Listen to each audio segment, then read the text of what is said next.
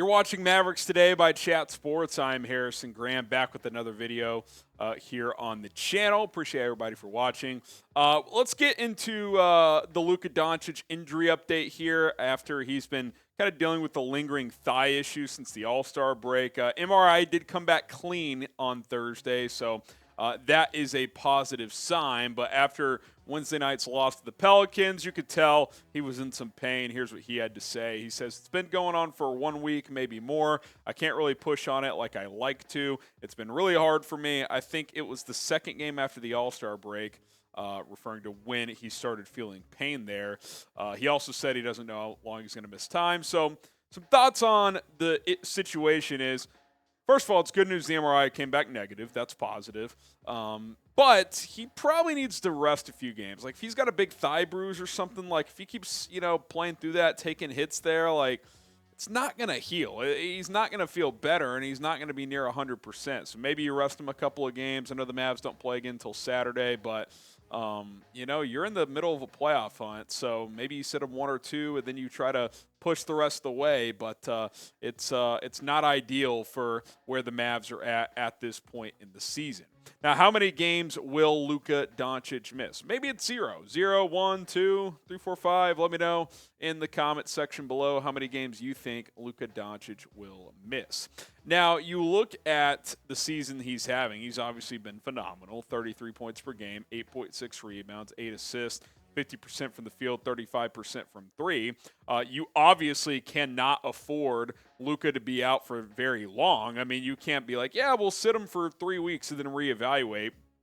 That's just not going to work. Now, if the MRI was showed damage or something like that, that would be a different story. But he's probably going to have to play through some pain here at some point. I still think maybe sitting him a game or two makes sense. But you obviously can't have him sit for long because for where the Mavs are, which we'll talk about in a second, you're not in a great place. So you need him out there as often as possible.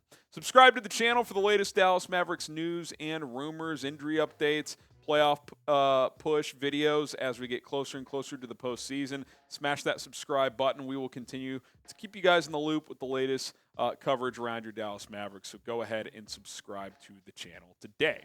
Are the Mavericks in trouble? Well, after Wednesday night's loss to the Pelicans, the Mavs went from 5th to 8th in the Western Conference standings, and it's really tight in there, man. Like, one loss, one win can move you a couple of spots if you are anywhere between 5 and 10 right now. I mean, it is that tight at this point in the game. They're a half game back of being the 5 seed. They're also only a game and a half up on being the 10 seed right now. Like, every game is critical from here on out. But on the flip side, every game, this conference isn't daunting. Like, even the Nuggets, like, they have a lot to prove in the postseason. Sacramento hasn't made the playoffs in years. They obviously will this year, but are they a team that can win in the playoffs? Ja Morant has screwed the Grizzlies with his behavior.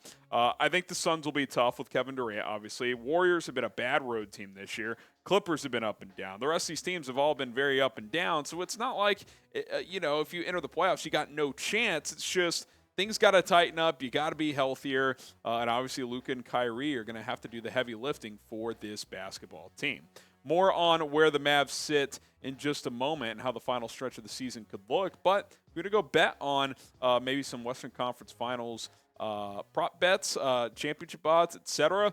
Do so with BetUS. Go to chatsports.com/MFFL. Use promo code MFFL to get a 125% deposit bonus. You put down $100, you get $125 for free. Make some money with BetUS, and maybe you want to go bet on some of the upcoming games as the Mavs have 15 games to go. We'll take a look at the schedule here. And like I said, if you want to go bet on them, BetUS is the place to do it. Kind of interesting, 3 of the next 5 are against Memphis with 2 of them on the road, but you're catching them at a good time with Ja Morant out right now as the NBA continues to investigate that gun situation.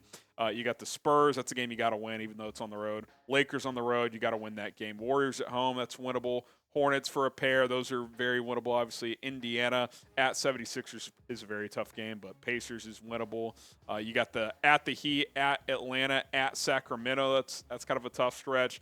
Then you finish with the Bulls and Spurs at home. None of the remaining games are just incredibly difficult. You got some tough ones, but the way I look at this, if you want to get a top 6 seed and avoid the play-in, I think you got to be thinking we got to go 9-6 over the final 15. If this team wins 9 out of 15 games with how tight things are, I think 9 wins, 43 in total, will get you a top 6 seed. If you want to be a top 8 seed to give you 2 cracks at the play-in, 2 chances to advance into a best-of-7 series in round 1. 7 wins probably keeps you in the top 8 for sure, I would think. But I think you got to win 9 or more to get a top 6 seed right now. Can this team do that with how they're playing? With Luka banged up? I don't know. It's a team that's tough to trust right now, but a team that you still have some hope for with a wide open Western Conference. Now, will the Mavs still get will they get a top 6 seed in the West? Type Y for yes, N for no. I think they can do it, but they got to string together some games here. It's 1 step forward, 2 steps back right now. Y for yes, N for no. Let me know in the comments section. And maybe Jaden Hardy is someone that can help down the stretch of the season. Is it time to free Jaden Hardy? I think it might be, as he played for the first time since February 23rd on Wednesday night, and he played well. You look at his stat line, 4 for 5 from the field, 11 points, 2 assists. He was a +3 in the plus-minus department. That's a positive as well. And let me tell you what. I know Frank Ntilikina is a better defender. Stop playing Ntilikina over Hardy. Hardy is instant offense. He knows how to score. I get he's young. He's going to make mistakes. But I would rather have a guy that at any moment can give you, 10 points in a pinch. Frank Ntilikina is not scoring for you. So I would play Jaden Hardy over Ntilikina in almost every situation. Now, maybe there's like situational things like late game or something where you want Ntilikina out there for a key defensive possession. Okay, fine. That's different. But in terms of the rotations, Hardy should be playing over Frank Ntilikina. I don't think there's any doubt about that. So hopefully that'll be the case moving forward. And Jason Kidd can continue to tinker with these rotations and figure out what works and what doesn't. I don't think Frank Ntilikina works, so that is my 2 cents. Maybe you guys feel differently. Who's the better player for this team right now? Type JH for Jaden Hardy, FN for Frank Ntilikina. I'm typing my JH. I would, if nothing else, much rather see the youngster play. All right, guys, that's it for Mavericks Today by Chat Sports. I am Harrison Graham. Appreciate you guys for tuning in to today's video. We will continue to plug out videos, several per week, so go ahead and subscribe and turn on notifications, and we'll see you next time here on the channel.